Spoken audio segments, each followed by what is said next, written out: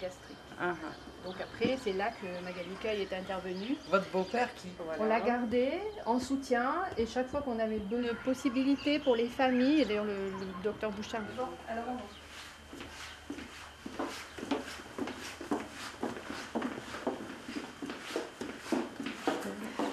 C'est une personne qui oublie qu'il faut manger et qu'il faut boire. Donc il faut essayer de contourner ce problème et il est nécessaire par moment de faire des pauses de sonde nasogastrique pour continuer une alimentation qu'il n'est plus capable de faire seul. Il est à la maison parce que son médecin a souhaité qu'il y reste parce qu'il est atteint de la maladie d'Alzheimer et qu'il est très important pour lui de pouvoir rester dans un endroit connu, avec des repères connus, un emploi du temps connu.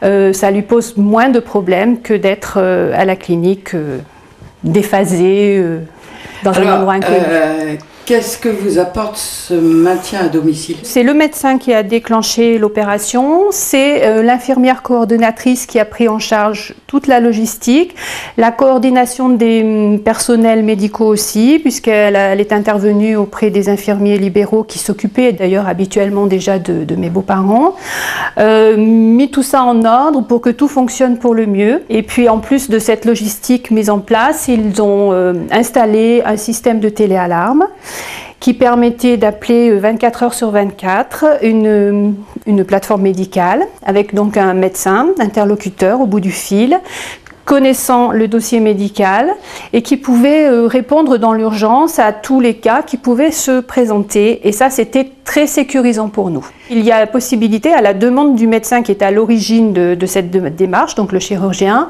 il a demandé à ce que la famille puisse accéder par Internet au dossier qui était géré par la plateforme médicale et donc que la famille puisse avoir en permanence, des fois heure par heure, autrement au jour le jour, sans être toujours pendu au téléphone, avoir des nouvelles de ce qui s'était passé dans la journée, des améliorations ou au contraire des dégradations et intervenir, quelquefois même transmettre nous-mêmes des informations que la plateforme médicale n'avait pas en possession. Vous avez l'impression que c'est à la fois du confort et de la sécurité ?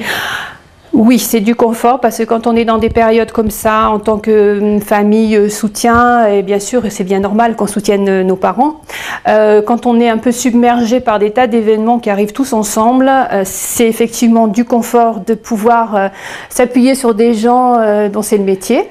Et puis c'est une grande sécurité parce que les gros incidents, ça se produit toujours la nuit, ça se produit toujours le week-end, au moment où on ne joint pas les médecins habituels.